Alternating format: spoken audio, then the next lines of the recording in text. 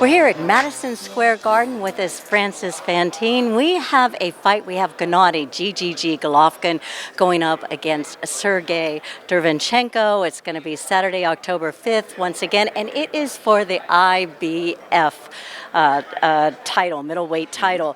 Now, first of all, I want your thoughts on the fight, and I want your thoughts. This IBF this belt has really gone around the block. Yeah. And GGG was once the title holder of this belt. So why don't you explain to the audience a little bit about what happened? You know, Kristal, I got to tell you, I don't know. I just know that Triple G was once the IBF champion. He lost it to Canelo. Canelo lost it to Jacobson. No. Well, you know, it's so confusing, and this is what they want you to do. They want to confuse you because now they're giving you, again, Triple G against a guy that shouldn't even be in the same ring with him.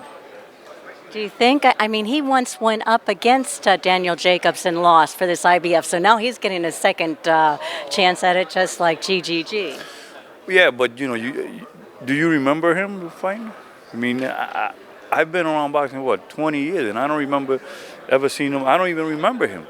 To tell you the truth, I thought it was a guy that just came up like another Ronald Fielding. So it's tough. I could tell you this right now. I don't know anything about this guy, and all I do remember is that he lost to Jacobs, but I don't know anything about this guy. So and that should tell you what boxing is all about lately. And do you think GGG if he wins this, does this put him in a better position to fight Canelo, or what do you think the whole holdup? I mean, isn't that sort of the big fight? Yeah, that is a big fight. But the thing is that I think that they're trying to run out the clock on Triple G. You know, if you've noticed, they always want Triple G. The older he gets, the worse it's going to be for Triple G. So they're making him wait. They're going to have him fight this guy. And then in another couple of months, they're maybe going to have him fight Saunders. And then after Saunders, they're going to try to go after Lemieux. And then when Triple G obviously is old and out of shape, and then Canelo's going to get him and beat him. And then he says, you know what, I beat him. I beat a Triple G. So, you know, they're trying to obviously make Canelo look good. And were you around for Steve Roll's fight, GGG? It was a knockout in the fourth round. Congratulations, GGG. But some people weren't quite as impressed. What were your thoughts on that fight? It's hard to get motivated when you're expecting to fight Canelo again, and all of a sudden they give you that Steve guy. You know, it's hard to get motivated for these fights. You know, mentally, it's got to be so frustrating for Triple G that he knows that he beat him the first time, and at the second time he lost, and now he's not going to get the rematch because Triple G gave Canelo the rematch, and or vice versa. But I don't think Canelo wants anything to do with Triple G. Deep down, Canelo knows that he doesn't want anything to do with Triple G. And why is that?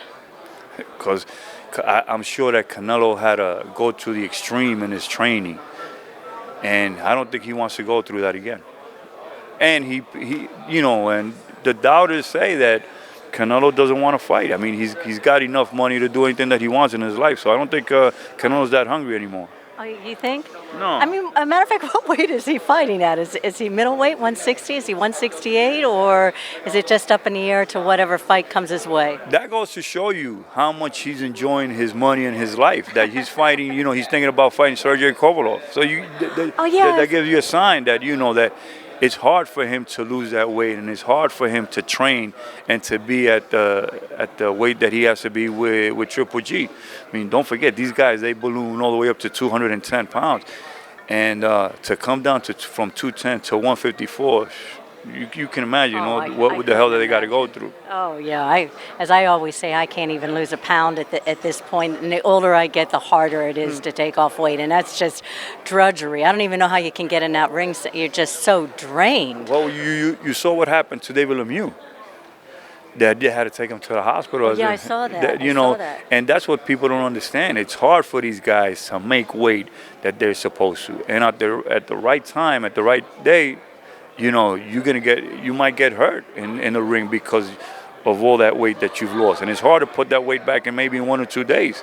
You saw what happened lately to Curtis Stevens, and that's because he came down and he looked ripped, but he wasn't. There's no way that he he could fight at that weight at 154. So I don't think, to tell you the truth, I don't think that Canelo wants anything with Triple G. And I think that he's looking for bigger and easier fights, which are going to be the Kovalovs of the world, the John Pascals of the world. You probably will see that. Canelo against Pascal.